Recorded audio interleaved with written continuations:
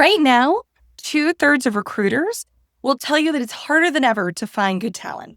But here's the good news. Because at the same time, nearly 80% of job seekers actually say that they feel completely and utterly unprepared for the market that they're in. So read that back. Think that through. The people hiring say that they can find people. The people looking say that they can't be found. Both groups are on LinkedIn, and both groups are trying to figure out how to get through the chaos. But somehow they're still missing each other, like finding Waldo in the middle of Times Square. That's not a talent shortage, it's a signal problem. So let's fix it. Here's the story. A lot of job seekers are telling themselves, I post constantly, I comment on everything, I put in hours upon hours.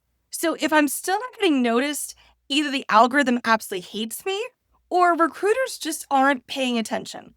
So what's the truth? Well, here's the story of a lot of hiring managers are telling themselves on the other side of the coin. These candidates have polished profiles, confident headlines, tons of activity. So if they can't back it up in an interview, they must have oversold themselves. Something must be missing. Both of these stories feel true from where each person is standing. But they're both missing the exact same thing. Activity is not the same as evidence.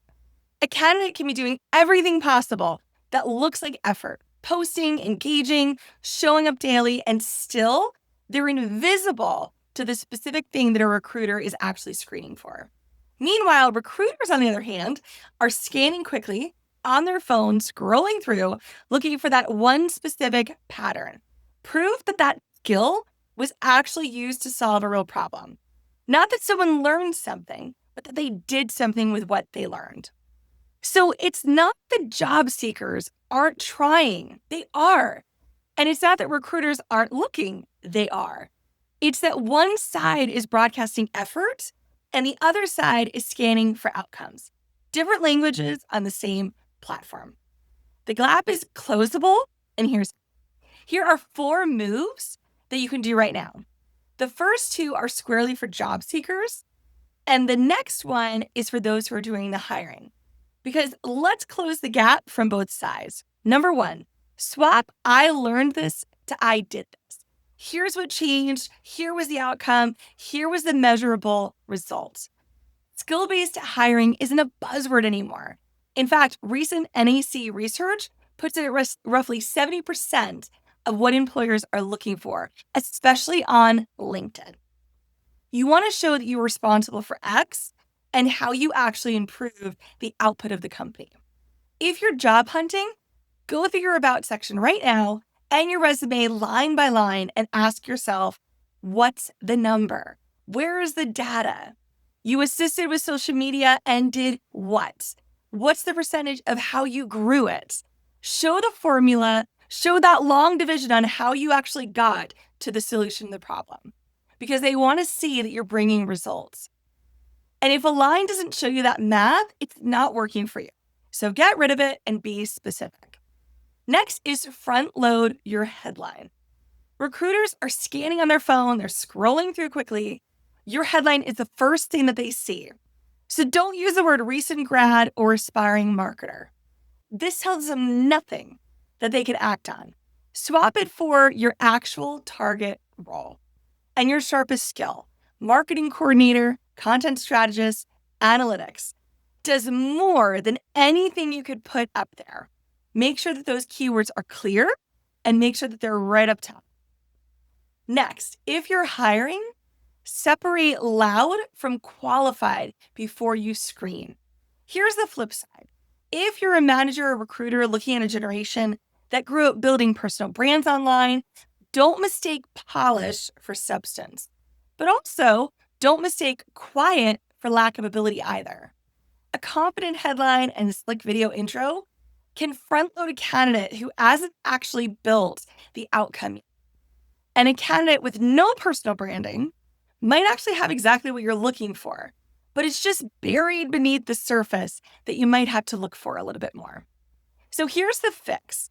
It isn't to distrust the packaging, it's to ask the same question that good candidates are already trying to answer for you. Where's the specific example and what changed because of it. Ask that in the interview every single time, regardless of how the profile looked, whether it was wonderful or whether you kind of saw some things that needed work. Then make sure that the format has substance. Most recruiters aren't reading a 10-page resume top to bottom. A short video intro, 30 to 60 seconds next to your written expertise meets people exactly where they are. But, and this matters for absolutely both sides, the video doesn't replace the evidence. It's a second door into the same proof. If you're job hunting, use it to show the outcome, not just your personality, even though your personality might matter. And then if you're hiring, don't let a good video substitute substance. Be very specific on both sides of the screen. Job seekers, you can earn attention with it, and recruiters can cut through the noise with it. Neither is more valuable, and both need absolute precision. I talked to a recent grad about a couple weeks ago. Marketing degree, wonderful branding, great in an interview setting. The LinkedIn talked a lot about what they had learned, what they had actually grasped from their educational and experiences. There was nothing about output. There was nothing measurable. Her about section and even her feed read like a personal essay. It was beautiful, but there wasn't the output necessary to really actually show recruiters what she could do for the company. So we didn't touch her posting habits. We didn't even rewrite any of the lines. All we did was talk about how the internship rebuilt a nonprofit's email sequence. It increased the open rate by 22% over 2 months, and about her capstone project. So we talked about how she led a team of 5 people. Again, inserting those numbers, inserting those data. And then her headline dropped from aspiring goals to actually what she's produced as a creator. Same person, same experience, same effort. But within those 3 weeks, 3 recruiter messengers actually ended up in her inbox because she led with specific proof on what she could actually bring to the table and what she's brought to the table. Nothing about who she was changed or her talent. She still had the same experience and education. But now it was easier for recruiters to see that right away. So here's the takeaway. You don't need to be loud on LinkedIn. You need to be specific. Skill plus action plus numbers. That's what recruiters are looking for, and that's what you should go towards. And if you're on the hiring side listening to this or watching, the candidates who might look quiet might actually have exactly what you need, but it's buried beneath the surface. If you found this helpful, make sure to actually click on the Gen Z Evolution podcast. Follow, share with a friend. I look forward to talking to you soon and give you actionable advice that you can take in the interview or as a recruiter that you can actually interview and get the best talent.